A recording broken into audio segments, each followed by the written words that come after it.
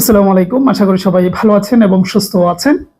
অনেকেই অপেক্ষায় রয়েছেন খাদ্যের। আমরা সবাই জানি আগামী ৯ তারিখ থেকে পরীক্ষা শুরু হচ্ছে এবং অন্যান্য পদের পরীক্ষাও আমার মনে হয় আগামী ১০-১৫ দিনের ভেতরেই আমরা জানতে পারবো।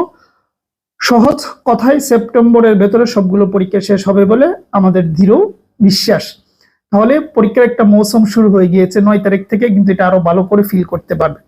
আচ্ছা, খাদ্যের গতকালকে একটা নোটিশ তারা দিয়েছে। আপনারা তো প্রায় প্রচুর মানুষ জিজ্ঞেস করেন, ভাই এত বড় নিয়োগ, দুর্নীতি তো হবেই, টাকা পয়সার লেনদেন তো হবেই, এগুলো প্রচুর কমন প্রশ্ন আপনাদের।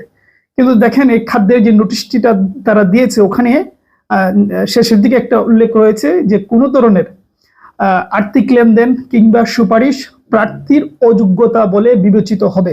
অর্থাৎ কোনো ধরনের টাকা পয়সা ছাড়া এখানে জব হবে, কোন লেনদেন বা কেউ সুপারিশ করলে সেটা গ্রহণ করা হবে না। নিঃসন্দেহে এটা একটা ভালো দিক, ভালো একটি বার্তা। তো এবার অনেকে বলতে পারেন যে ভাই এগুলো তো তারা বলেই তারপরে করবে হ্যান ত্যান। আচ্ছা, করতে পারে, কিন্তু আমি বলবো ভাই, কোথাও না কোথাও তো আপনার বিশ্বাসটা রাখতে হবে। সবাই কিন্তু এভাবে নোটিশ দিয়ে বলে না যে আর্থিক লেনদেন, ওগুলো সাধারণত ডিফেন্স, আর্মি টের্মি বা বিজিবির যে নিয়োগ হয় ওখানে তারা এটা হাইলাইট করে বলে সাধারণত, কিন্তু এইরকম সব নিয়োগের ক্ষেত্রে তারা বলে না।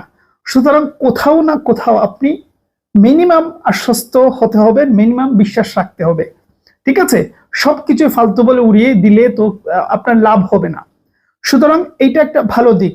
পর্দার আড়ালে কি হবে কি হবে না এটা নিয়ে আপনি টেনশন করেন কেন? যেটা পর্দার বাহিরে এসেছে ওইটাকে ধরে নিয়ে আপনার পড়াশোনা করেন, তাহলে উৎসাহটা বাড়বে, কমবে না। তাহলে আমরা এটা বিশ্বাস করব বা বিশ্বাস করতে চাই যে কোনো ধরনের আর্থিক লেনদেন হবে না।